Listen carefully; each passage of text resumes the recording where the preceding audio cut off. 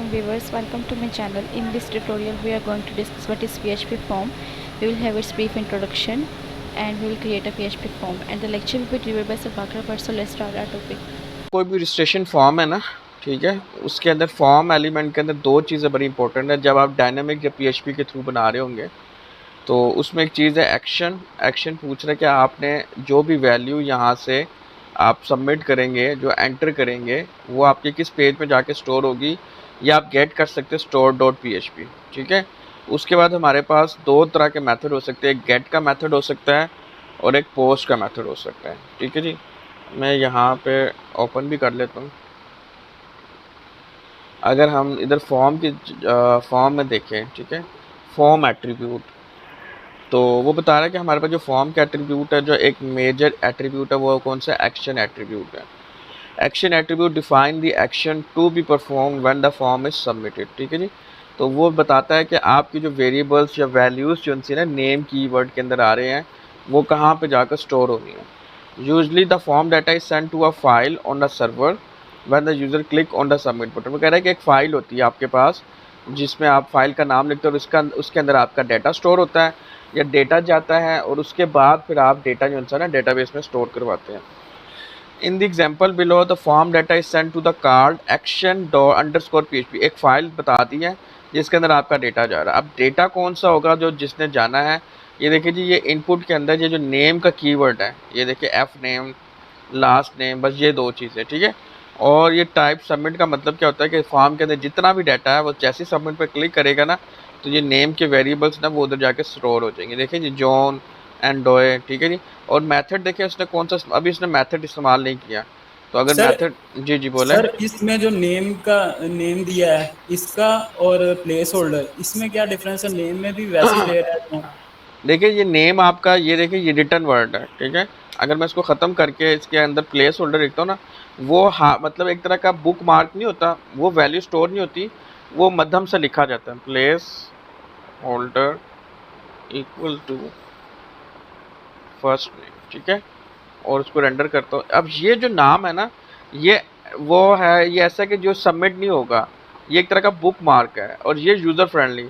बाज़ दफ़ा क्या होता है कि आप जो है ना लेबल नहीं लगाते, आप कहते हैं लेबल के लिए भी एक्स्ट्रा पोजीशन या एक्स्ट्रा जगह लेनी पड़ेगी, तो बजाय उसके कि लेबल को ख़त्म कर दो और जो हम कह रहे हैं ना कि फर्स्ट नेम के अंदर क्या हो, तो आप उसके अंदर ही एक प्लेस होल्डर बना दें। अब ये प्लेस होल्डर सबमिट नहीं होगा। ठीक है, तो वो बता रहा है कि फर्स्ट नेम में आपने कुछ नहीं लगाया हुआ, या जॉन लगाया हुआ। एक सेकंड, अगेन रिटर्न। अच्छा, वो बेसिकली क्या है कि जो वैल्यू है ना, उसने वैल्यू भी दे दी है। ये देखिए जी, मैं एक वैल्यू भी यहाँ से ख़त्म कर देता हूँ और अब रेंडर करता हूँ। अब फर्स्ट नेम के अंदर फर्स्ट नेम ही, ठीक है, अभी मैंने एंटर नहीं किया हुआ। अब जैसे ही मैं सबमिट वाले बटन पर क्लिक करता हूँ तो देखिए वो सबमिट नहीं होगा, बल्कि अब सबमिट हो गया। अब वो बता रहा है कि फर्स्ट नेम में कुछ भी नहीं एंटर नहीं, first name is equal to this, कुछ भी नहीं है, and last name is equal to है। ठीक है, तो नेम के अंदर जो वेरिएबल होगा, जो वैल्यू होगी, वो आपकी आगे जाके सबमिट होगी। जो प्लेस होल्डर है वो एक तरह का मध्यम सा है, वो लाइट सा है, वो एक तरह का आपका यूज़र फ्रेंडली बना रहा है कि इसके अंदर आपने लिखना क्या है। ठीक है, तो अगर आपने लेबल नहीं लगाना तो आप प्लेस होल्डर इस्तेमाल कर लेते हैं। तो लेबल बेसिकली क्या कर रहा होता है, वो आगे जाके सबमिट नहीं होता, वो यूज़र को बता रहा होता है कि उसने लिखना क्या है। तो वही चीज़ सर आपने इसके अंदर बता दी है। इसका तो पता था नेम का, और बस इसका नहीं पता था वैल्यूज ये क्यों आती है यहाँ पे। हाँ हाँ, बेसिकली वैल्यू देखें, ये जो इनपुट है ना, इसके पास काफ़ी सारे एट्रीब्यूट है। एक नेम का एट्रीब्यूट है और एक वैल्यू का एट्रीब्यूट है। आप ये चाहते हैं कि भाई यूज़र बजाय इसके खुद लिखें। ये देखें, एक सेकेंड, मैं यहाँ पे ये वैल्यू ये वाली भी ख़त्म कर देता हूँ। ठीक है जी, अब इसको मैं रेंडर करूँगा ना, तो रेंडर में ये देखें एम्प्टी आ रहा है बिल्कुल। फर्स्ट नेम तो प्लेस होल्डर है ना, ये एक तरह का, इसके अंदर भी आप लिख सकते हैं। तो अब जो भी मैं इसके अंदर लिख रहा हूँ ना, ठीक है, तो बेसिकली क्या हो रहा है कि ये उसकी वैल्यू में जा रहा है, उस एट्रीब्यूट जो नेम इनपुट है ना, उसकी वैल्यू में भागकर आ गया, जो आपने यहाँ पर डिफाइन किया था ना वैल्यू। ठीक है, उस इनपुट के अंदर जो वैल्यू है वो क्या आ गई, भागकर आ गई। ठीक है जी, लेट्स सी, मैं यहाँ पर अगेन लिख लेता हूँ उस्मान।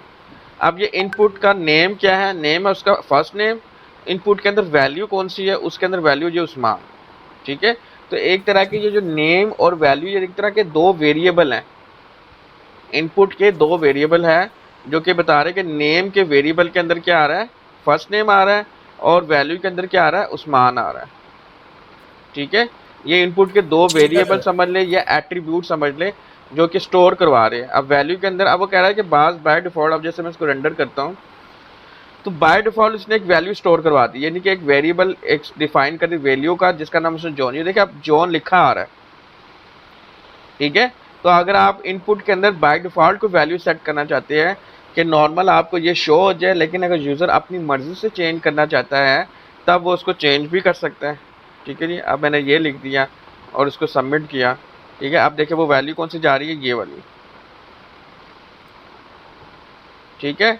और अगर मैं अब यहाँ पे इसके अंदर कुछ नहीं लिखता, लेट्स सी मैंने एम्प्टी छोड़ा है, ठीक है, तो वो देखिए वो इसके अंदर कुछ भी नहीं आ रहा, तो वैल्यू मैंने ख़त्म कर दिया।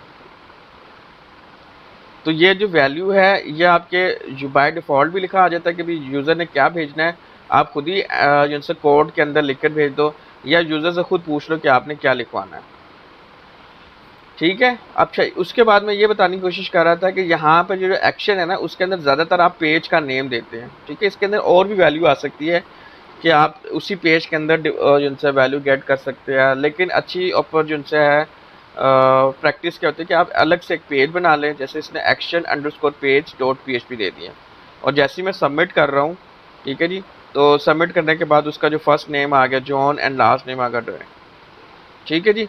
अच्छा जी इससे आगे चलते हैं हम। अब एक्शन एट्रीब्यूट के बाद कौन कौन सी वैल्यू होती है, ठीक है। Action attribute is omitted the action is set to the current page. अगर आपका जो एक्शन है ना वो ख़त्म हो जाता है, वो कह रहा है कि अगर आप ये नहीं बताते कि आपने ये जो वैल्यूज़ है इनकी किस पेज में स्टोर करवानी है तो उसी पेज में जाके स्टोर हो जाती है। अगर ये एक्शन ख़त्म हो जाता ना, जैसे ये मैंने ख़त्म कर दिया, तो जो भी वैल्यू वो उसी पेज में स्टोर हो जाएगी, ठीक है। इसको मैं सबमिट करता हूँ तो ये देखिए द फाइल, क्योंकि बेसिकली उसने जो कोडिंग की हुई है वो उस एक नेक्स्ट पेज की थ्रू की हुई है, ठीक है।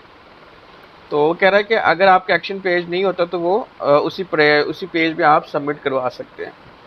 इसके अलावा हमारे पास एक एट्रीब्यूट है टारगेट, ठीक है, कि आप जो टारगेट है कि भी underscore blank the response is display in a new window, ठीक है। एक नई विंडो ओपन होगी और उसके बाद करंट विंडो के अंदर ही आप स्टोर करवा सकते हैं। बल्कि ये एक देख भी लेते हैं, जैसे यहाँ पे देखें इसने एक एक्शन बताया हुआ है और उसके बाद उसने टारगेट अंडरस्कोर ब्लैंक बताया हुआ है, ठीक है।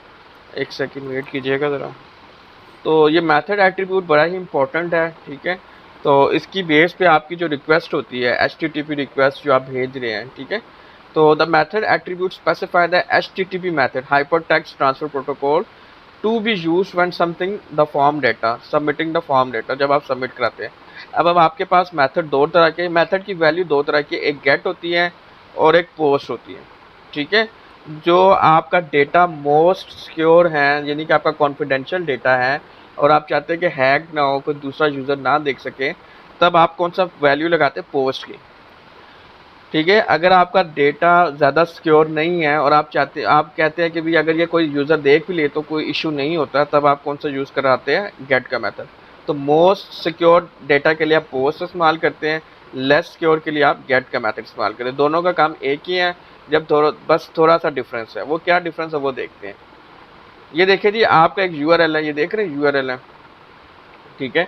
अगर आप गेट का मेथड इस्तेमाल करते हैं ना तो जो भी वैल्यू आप एंटर करेंगे ना, जैसे जॉन और डोए आ गए, वो आपके URL में भी शो होगी।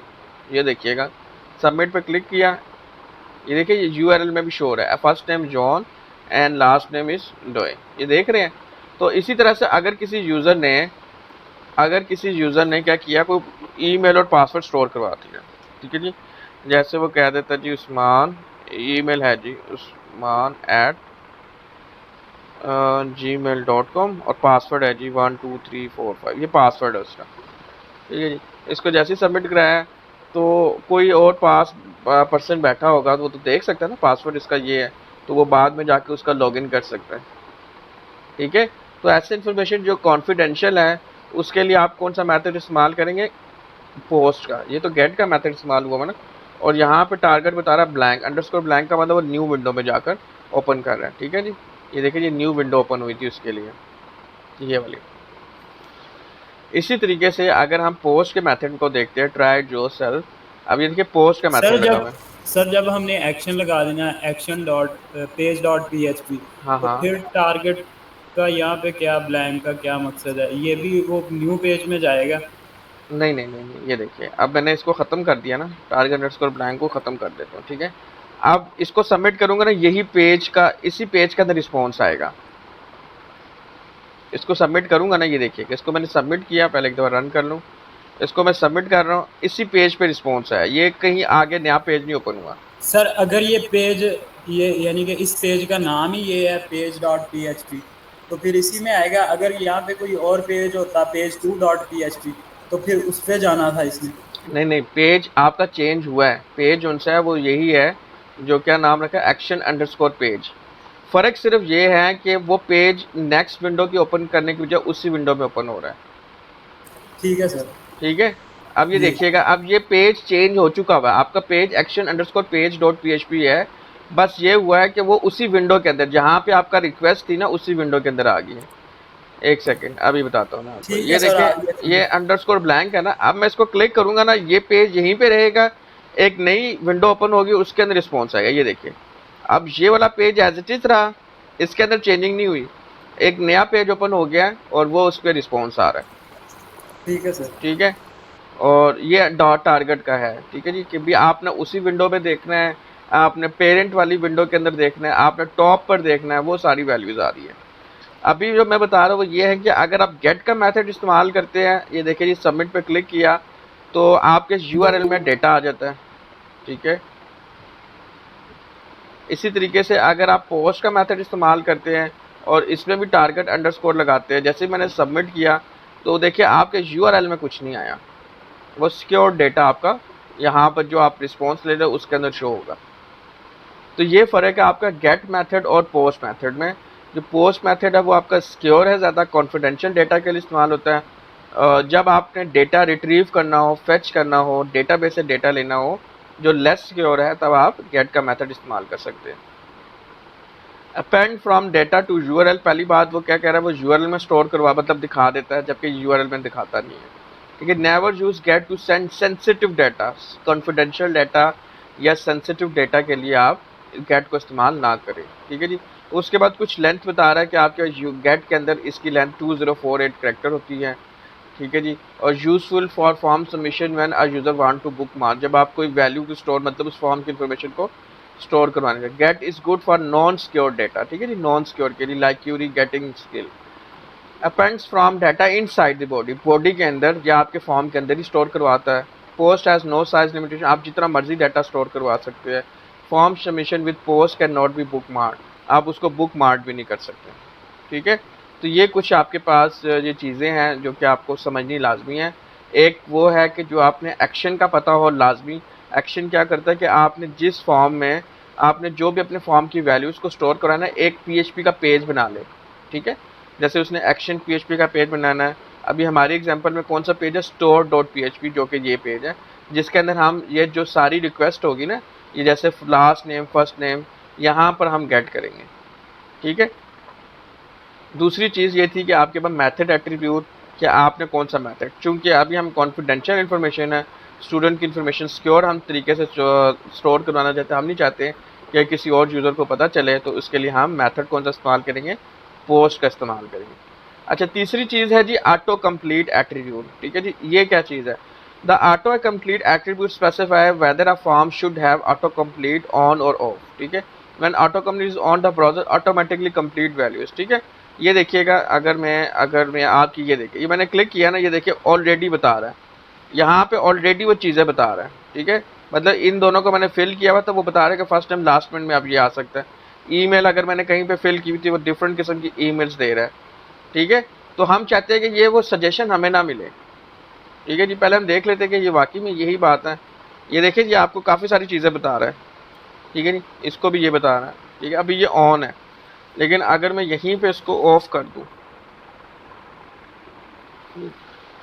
अब रेंडर किया, अब ये देख रहे हैं मुझे कोई सजेशन नहीं मिल रही, मैं क्लिक कर रहा हूँ लेकिन कोई सजेशन नहीं मिल रही। समझ आ रही है?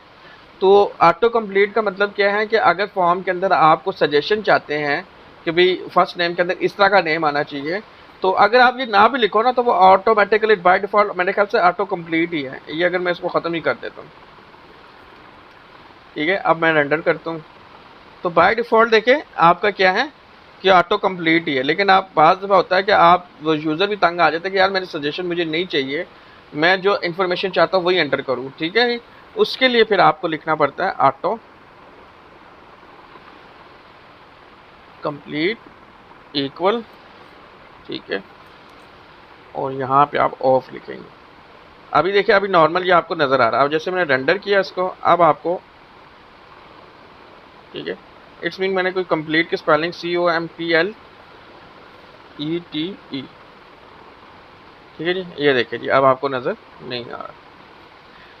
तो ये चीज़ें आपको अंडरस्टैंड करना लाजमी थी कि एक फॉर्म का जो एट्रीब्यूट है, ठीक है, वो कौन क्यों इतने ज़रूरी है, ठीक है जी। बाकी ये वैलिडेशन के लिए है कि नॉन वैलिडेट या वैलिडेट करने के वैलिडेट नहीं करना है, ठीक है। एक फंक्शन है या शायद आई थिंक सो, जैसे मैं इसको सबमिट पे क्लिक कर रहा हूँ तो वो सबमिट कर रहा है। इसको हम देख लेते हैं बाद में, ठीक है।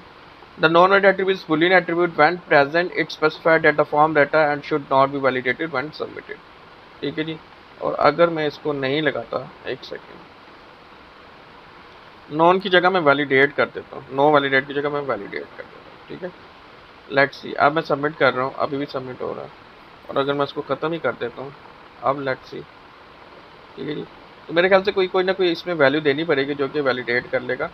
नॉन वैलिड आफ्टर इस बुलियन एट्रीब्यूट, और बुलियन है when present it specified that the form data input should not be validated when submitted, ठीक है। इसको देख लेते हैं बाद में।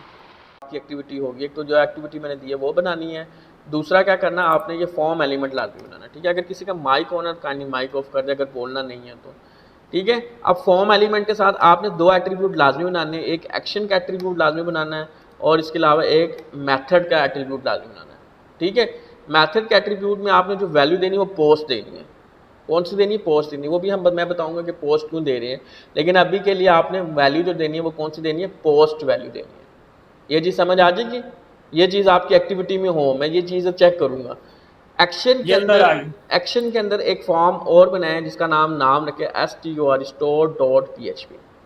एक फाइल बनाएं, एक फाइल का नाम दे दें store.php, ठीक है। ये चीज़ें मैंने कल एक्टिविटी में चेक करनी है कि आपने फॉर्म एलिमेंट बनाया। डिजाइनिंग में इतनी नहीं देखूंगा, ठीक है, लेकिन बना लोगे तो अच्छे नंबर मिलेंगे, अगर नहीं बनाओगे तो थोड़े से डिटेक्ट होंगे। लेकिन जिसके मार्क्स डिटेक्ट होने हैं मैं देखूंगा फॉर्म एलिमेंट में एक्शन का। अब देखिए मैं पहले ये डिजाइनिंग जब HTML या स्टैटिक पेजेस बना रहा था तब मैंने इतना आप लोगों को मतलब फोर्स नहीं कहता कि ये चीज़ें बनाओ, लेकिन अब आप डायनामिक पेजेस बनाने लगे तो डायनामिक पेजेस के लिए ये दोनों इंपॉर्टेंट है कि आपने एक्शन लाजमी देना है, आपने मेथड देना है। तो ये नहीं दिया दोगे तो फिर मार्क्स कट देंगे, ठीक है। एक्शन में आपने एक्शन में login.php का पेज बना दें, जब वो रजिस्टर करेगा बिल्कुल कर सकते हैं, लेकिन अभी के लिए मैं सबको क्या कर रहा हूँ कि सेम आपने store.php का नाम देना है, ठीक है। बाकी फिर उसके बाद हम लॉगिन साइन अप .php दे देंगे, लेकिन अभी सब ने क्या करना है? store.php का पेज, ठीक है। तो इट्स मीन आपको एक store.php का पेज भी बनाना है। आप कंट्रोल S करेंगे, STORE store.php, और जिस फोल्डर मैंने बताया ना बैच थी का हम प्रोजेक्ट बना रहे हैं तो store.php हम इधर सेव करा देंगे, ठीक है। इसके अंदर आपने कोई कोडिंग नहीं करनी, जस्ट एक फाइल बना दी आपने, ठीक है। इसके बाद जो मैंने आपको अभी एट्रीब्यूट में आपको एक्टिविटी में दूंगा कि आपने नाम देना है, ठीक है। तो एट्रीब्यूट देने के लिए आपको क्या करना पड़ेगा? एक लेबल लिखना पड़ेगा, ठीक है, जिसमें लिखना पड़ेगा फर्स्ट नेम, ठीक है। और उसके बाद आपने अब फर्स्ट नेम आ गया, उसके बाद इनपुट आ गया। इनपुट में टाइप में आपने हमेशा जो नेम जो स्ट्रिंग टाइप है वो टेक्स्ट देनी होती है, ठीक है। ये अब बहुत इंपॉर्टेंट है। पहले मैं इस पर इतना फोकस नहीं दे रहा था, फोर्स नहीं कर रहा था, आपको नहीं बता रहा था कि ये करो ये ना करो, लेकिन अब आपने इसको बहुत इंपॉर्टेंटली हैंडल करना है। ये जो नेम का एट्रीब्यूट है, जितने भी आपके पास इनपुट, जब भी आप इनपुट टाइप बनाओगे, एक खाली बॉक्स बनाओगे, इनपुट नेम जो अपना नेम है ना, ये बड़ा सोच समझ के रखना है, ठीक है। इसके अंदर आप जो वैल्यू लिखोगे ना, जैसे आपने लिख दिया कि आप इसके अंदर फर्स्ट नेम ही रखते, फर्स्ट अंडरस्कोर नेम, ये आपका एक तरह का वेरिएबल है जो कि store.php में रेंडर होगा या रिसीव होगा और इसके थ्रू आप वैल्यू को इंसर्ट करवा रहे होंगे, ठीक है। तो ये जो नेम है ना, आपने ये नेम इधर एक तो यूनिक नेम रखना है, कॉपी ना हो, मतलब आप बार बार फर्स्ट नेम सब में नहीं रखेंगे, आपने यूनिक नेम रखना है। क्यों? ये वाला जो नेम है ना, ये आपके store.php में रिसीव होगा, समझ आ रही है। तो ये जो नेम है ना, ये की नेम जो है आपके पास, इसको बड़े सोच समझ के रखना है। तो ज़्यादातर कोशिश ये होती है कि जो भी आपका लेबल होता है ना, उसी को आप स्मॉल लेटर करके स्नेक केस में लिख देते हैं, ठीक है। इसी तरह से आपके पास नेक्स्ट जो इनपुट है वो कौन सी आएगी? फॉर एग्जांपल हम कहते थे लास्ट नेम, ठीक है जी। तो इसके लिए आप अगेन से इनपुट बनाएंगे, इनपुट में टाइप हमेशा टेक्स्ट देंगे। अब इसके अंदर आप क्या करेंगे, लास्ट अंडरस्कोर नेम, ठीक है। इस तरह से आपके पास एक आ जाता है जी एड्रेस आ जाता है फॉर एग्जांपल। ये अभी मैं ये डिसाइड नहीं है, मैं आपको एक्टिविटी में बताऊंगा कौन कौन से एट्रीब्यूट आपने डिफाइन करने। इसी तरह से इनपुट आ गई। अब इनपुट के अंदर आप देखिए जी, इनपुट के अंदर आप एड्रेसेस, काफ़ी सारा एड्रेस हो सकता है, तो आप उसके लिए क्या करेंगे, टेक्स्ट एरिया रखेंगे, ठीक है जी। टेक्स्ट एरिया के अंदर आपका जो भी एड्रेस आना है वो आप उसके लिए इन्फॉर्मेशन दे देंगे, ठीक है जी। और टेक्स्ट एरिया के अंदर आप नेम बता देंगे जी, आपके पास क्या है जी, एड्रेस है, ठीक है जी। इसके अलावा आपने अगर बताना है कि जेंडर क्या है, ठीक है जी, उसके लिए आप क्या करेंगे जी, इनपुट टाइप, ठीक है। इनपुट टाइप के अंदर टेक्स्ट भी हो सकता है आपके पास, ठीक है जी, बल्कि टेक्स्ट नहीं होगा वो तो रेडियो बटन होगा ना, रेडियो। अब यहाँ पर यहाँ पर जो नेम है ये कॉमन नेम होगा, वैल्यू चेंज होगी जब रेडियो बटन में हमने बताया था कि नाम आपने कॉमन रखना है, जैसे जेंडर रखनी है, ठीक है। अब वैल्यू इसके अंदर आपने चेंज करनी है, जैसे वैल्यू जैसे 1 में कर ले तो मेल के लिए यहाँ पे मैं लिख भी देता हूँ, ये देखिए जी मेल कर दिया कि अगर मेल को सिलेक्ट करता है 1 स्टोर हो जाएगा, अगर फीमेल को सिलेक्ट करता है तो 0 हो जाएगा। अगेन इनपुट टाइप रेडियो कर दी, अगेन से मैं जेंडर, कॉमन नेम जेंडर ही रहेगा, ठीक है। वेरिएबल जेंडर ही आगे जाएगा, जेंडर के अंदर से कौन सी वैल्यू जानी है, मेल जानी है फीमेल जानी है, वो यहाँ से हम डिसाइड करेंगे वैल्यू, और यहाँ पर 0 आ जाएगी। और यहाँ पर आप बाकायदा यूज़र को भी बता दें कि ये फीमेल वैल्यू है, ठीक है। तो आपने अभी मैं आप लोगों को एक्टिविटी बना दूंगा जिसके अंदर designing it's up to you, but आपने फॉर्म का एलिमेंट लगाना है, एक्शन का कीवर्ड, एक्शन का जो एट्रीब्यूट है वो देना है, इसके अंदर स्टोर डॉट पीएचपी, सब ने स्टोर डॉट पीएचपी लिख लें, और मेथड में सब ने पोस्ट कर देना है। उसके बाद नेम, आपने जो नेम है इसको आपने एक तो यूनिक रखना है, ठीक है, और रिपीट ना हो, और अंडरस्कोर स्मॉल लेटर्स में लिखना है, अगर स्पेस आती है तो अंडरस्कोर लगा लें, सर ठीक है जी। बूटस्ट्रैप से बना दें फॉर्म?